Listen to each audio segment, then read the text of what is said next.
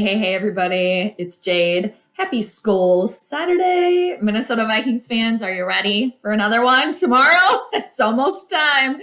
Minnesota Vikings are going to be squaring off, matching up at the Baltimore Ravens, and it should be an interesting one here, people. Two purple teams going at it, and I'm going to be live streaming the entire thing tomorrow, so scroll on through. Swing on through. The game is slated to begin at 12 noon Central Time.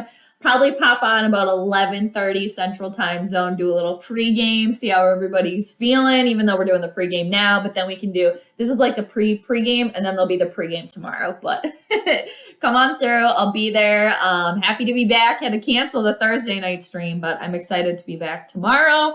So everybody stop on through. We'll watch it all go down together. And before I really dive deep here, take a swoop into the Ravens pregame, shall we say, I wanted to touch on the fact that, okay, the purple pitchforks, they're still out. They are still out. And the headless horseman, he is still clomping around, awaiting the call for head coach Mike Zimmer. And, all right, you're going to get the call for head coach Mike Zimmer. You better get the call for public enemy number one, Rick Spielman, as well. But leading into this season, I thought it was going to be Mike Zimmer versus Kirk Cousins. And the way the situation, the cluster for head coach Mike Zimmer, that is the situation with the team right now, sitting at 3-4, not very good. I do believe that this all stems back to Zimmer versus Kirk. Zimmer never wanted Kirk here, never trusted him, and it all stems back to that. And the puppet master, the ringleader who originally got Kirk Cousins on this team, none other than Al Capone, John Dillinger himself, public enemy number one, Rick Spielman. So this is a problem. All three of them need to go, and now we're seeing it all play out. So when Kirk originally came on this team, and we all know Mike Zimmer's pride and joy. That's the defense. Even as a head coach, prefers the defense. All right, we all know that. So at the time when Cousins originally came on this team, Dalvin Cook, running back, was the best offensive player, which, hey, that works for Mike Zimmer. So I believe in his mind, he was like, we're going to focus on the run because Dalvin's our number one player. Kirk will just be there. He'll just be there. And now things have shifted to where Dalvin Cook is not the number one offensive player for the Purple, at least in my opinion. It is now shifted to wide receiver Justin Jefferson. So there has been no shift with the offense. And whether he likes it or not, Mike Zimmer is in charge of the offense and the defense. The whole entire team has not made that shift. And I do think it goes back to Zimmer does not trust his starting quarterback. Zimmer does not trust Cousins enough to let him launch it to Justin Jefferson. This is a web. This is a purple web that needs to be just torn down. Spiders, don't come over here and build your web over here. Not welcome. Go build it somewhere else. And again, we're seeing that play out now in real time. It all stems back to that. Originally, when Kirk came on this team, he was the missing piece. Okay. Not much has been accomplished. All three of them need to go. Been saying it. I'm going to keep saying it. So, will tomorrow's game be a deciding factor there in some of those careers, some of those positions within the purple organization, and that being the Minnesota Vikings? Well, we shall see. So let's dive into the pregame tomorrow. So the Vikings, they're sitting at 3-4, and the Baltimore Ravens, they're at 5-2. I can't remember the spread exactly with this game, but the Ravens are favored. The Ravens are also coming off of a bye, and they're coming off of a complete embarrassment, losing to, I believe it was the Cincinnati Bengals. I think it was like 41 to something. So the Ravens, they're going to be well rested. The Purple, they're coming off of this complete cluster, the embarrassment that was prime time on Halloween last week. So I'm going to pull up my nerd notes here for everybody, and then we can all look at them together. It'll be very, very fun. Also, I just want to look at them and see what I've written down, because I have a lot of notes written down here, people. So let's take a little look. Let's take a little gander. All right, which purple team will be the prize winner and which purple team will be pitiful? Oh, we shall see. So starting with the Vikings here, people. Now, the Vikings, they're going to be without picky eater Michael Pierce. You guys remember that from the Twitter sphere? I think it was a couple weeks ago. Michael Pierce said he was a picky eater. And I think a happy birthday is in order for Michael Pierce as well. I believe it's his birthday today, or maybe it was yesterday. So happy birthday to Michael Pierce. And the Vikings, there's going to be no sweaty butt Bradbury. All right, so he's on the COVID list. And Mason Cole is going to be getting the start under center. And it seems like the Vikings signed Mason Cole, or he's been with the team since this year. We'll see how that goes. And then a little nugget that I picked off of the old Twittersphere here that actually I just scrolled on by. And I thought it was very, very interesting to touch on. So this came via Dustin Baker on Twitter. And I'm not exactly sure his position, but he covers the team in some capacity. So I got this from his Twitter. Now, he had mentioned in this tweet that the Vikings and the Ravens, they're currently sitting at 3-3. The series is tied right now with these two purple teams. And so he mentioned that when the Vikings got the 3 victories, the team then went on to win went on to the NFC Championship game. And after those 3 losses from the Vikings, the head coaches were then terminated.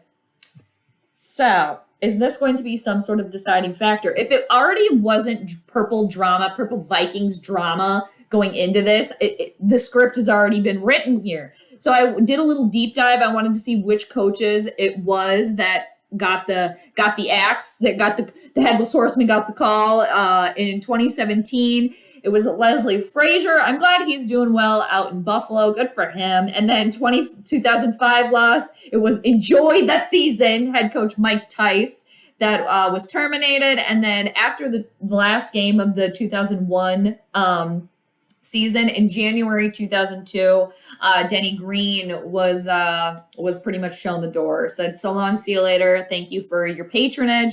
The Vikings ended up buying out the contract. So, I like that little interesting nugget there from Twitter. So just something to keep our eyes peeled on. And again, if it wasn't already written and dramatic enough, that happened. So I just liked that. I wanted to point that out. And now moving on, what else should the Vikings actually be concerned about here? Lamar Jackson? Sure. But I have a sneaking suspicion that Latavius Murray, former Minnesota Vikings running back, might have a little secret intel here. He was with the team 2017, 2018. I always loved Latavius Murray. I hated seeing him go. And he was a running back. He is a running back. And what does Mike Zimmer love the most about the Vikings offense? What has he loved? The running back. So I think he might have some insider information as to how Mike Zimmer's brain works, how the team works, how their run game operates. So I think that's something to just kind of pay attention to. And it does seem that Latavius Murray is going to be doubtful or out this game. But that doesn't mean he can't share what he knows. Moving on, I think Baltimore is totally beatable because, I mean, their games that they've won, I mean, sure, they got whooped up on by the Bengals 41-17. But I mean, these other games where they barely beat teams, and they're only kind of beating teams that are barely sitting at 500. So the Ravens, they lost to the Raiders 33-27. The Raiders are now sitting at 5-2, and the Ravens had a win over Kansas City. It was 36-35, so just by 1 point. In Kansas City, they're sitting 4-4 right now. I'm not sure I'm not sure at the time of these games what the other team's standings were, but as of right now. And then the Ravens had the victory over the winless Lions. Oh, man, the Motor City Kitties. Oh, man, they're on like their 9th life or something over there. And it was only a 2-point victory versus the Lions that the Ravens got there. And then the Ravens got the win over the Broncos 23-7. And the Broncos are sitting at 4-4. They've been kind of struggling, but they've got a better record than the Vikings. So just saying. And then the Ravens had a win in overtime versus the Colts. It was 31-25, and the Colts are now sitting at 4-5, I believe. Ravens victory over the Chargers, 34-6. That's a pretty big margin. And the Chargers are 4-3. And then there was that loss to the Bengals, 41-17. The Ravens and the Bengals are 5-3. So since then, Um, the Ravens have been on a bye, so they're coming off a bye, and they're also coming off of this embarrassment. Now, with that being said, what does it seem like? Well, the Vikings are surely going to lose, especially what's going on over with the purple. I have a sneaking suspicion that this game is going to be close. I hope it's entertaining. I always hope it's entertaining. And obviously I wrote there that the Vikings are not over 500. And regardless of the Vikings almost revolt, it's going to be I wrote down we're going to be able to decipher how the players really feel, especially about how the purple play against or play for Mike Zimmer. Like, have they shut down on Zimmer, especially after those comments and whatnot? Now, this was my original choice. This game is so hard for me to choose. It is so hard. I have been tinkering around, toying around. I'm looking at the planets as to what's going to go down for this game tomorrow. It is so difficult. Now, my original sneaking suspicion was somehow the Vikings are going to end up getting the victory tomorrow. I don't know why. And then looking at the planets, I'm hopefully going to pull this up before the game tomorrow. If anybody's interested, I'll just kind of show you what I'm looking at when I say I'm looking at the planets for this game. Because if you don't know, I'm super into astrology too. And I have another channel, Tarot with Jade, if you want to go check that out. So originally Ravens 22, Vikings 19. But I was going back and forth. Now, I feel as if the Vikings are going to win this one out. I think it's going to be 28. Ravens are going to have 20. There's something about this 8-point differential. I also saw 2 to 3 points, so it could be some sort of 28 to 26, 30 to 21. But I'm just going to go originally kind of with the original thought that I have of the Vikings getting the upset 28 over the Ravens 20. That's what I'm going to say. And I'm probably going to go back and forth before tomorrow. So that's just what I'm going to put out there. And the Vikings, Zimmer probably live to see another day. And even if they do get the victory, I don't think this team's going anywhere. I still don't think they're going anywhere. I don't think if they make the playoffs, they're not going anywhere. No, the team's not going anywhere. Been saying it for weeks, been saying it for months, but I do think that somehow they're going to get the win tomorrow, 28 to 20. Now, before I go, there was one other thing I wanted to touch on. I already touched on it before, but the evil to the east, crybabies, keeps on crying, people. Keeps on crying. All right. I have written down here, Shailene, you better send out that SOS, girl. You better get out of there. You better dump his sorry behind. See you later. The evil to the east quarterback keeps on crybabying. And I have written down here, I have so many thoughts about this, but I kind of just want to wrap it up. That the crybaby clearly can't handle any sort of relationship, even the fake relationship between him and Shailene, and clearly him and the Green Bay Packers organization not getting along. Crybaby's gonna cry. And I have written down here, next he should just start dating a mirror. Why don't you just start dating a mirror, man? You're so selfish, so narcissistic. I have written down, are we surprised by this? No. Are we surprised? No. I can't stand him. And it's the prudent prince is just ever so apparent. And I've written down, of course, he's friends with D-Bags, Miles Teller and Joe P-Brain, not a Dr. Rogan. Seriously, that was a word salad. But, Shailene Woodley's fiance, you're friends with Miles Teller. Rumor has it that Miles Teller got punched in the face because he didn't pay his wedding photographer or wedding organizer or whatever it was. There was a story months ago about that. So that person then found him and full on punched him in the face. And then Joe P. Brain Rogan here, who thinks that he's some sort of doctor. Not a doctor, dude. You used to host Fear Factor and your stand-up comedy sucks. Comedian. Okay, so that's who you're consulting. Sounds like a real good group of people there. They're probably the only ones that can stand you because they're so selfish and narcissistic too. that they all just think about themselves. So they have no idea actually what's going on with the other one. They're all just, oh, when is it going to be my turn to talk again? And then, okay, you're taking horse paste. Okay, what are you letting everybody know? That you got scabies? Because I'm pretty sure that's the only thing that horse paste does for humans is help treat those types of diseases and things. And then I've written down, he's just trying to play both sides and now trying to play the victim. Oh, okay. And yeah, I said he's a critical thinker. Okay, what? Because you hosted Jeopardy? Because you're a critical thinker? All right, what makes you so special? What are you saying? The rest of us can't critically think? Get out of here. And it's just like, too, in Jeopardy, you read off a teleprompter, you dolt. Like toddlers could do that. Toddlers that can read. Get out of here. And the evil to the east, too, they knew the fake status. They knew it all along. I've been calling him the evil to the east the whole time here, and it is just so fitting. I don't call him the evil to the east for nothing.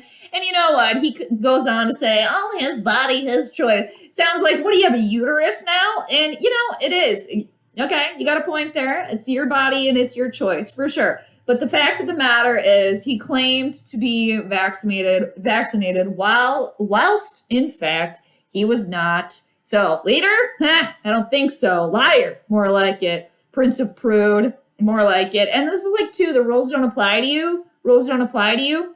And I'll say, even Pizza Ranch boy, helmet head, he didn't full on say and lie about it that he was when he wasn't. Let's give him that. And at least, like with Pizza Ranch boy, I've been saying it all along. That's why he keeps his helmet on the sideline to avoid wearing a mask.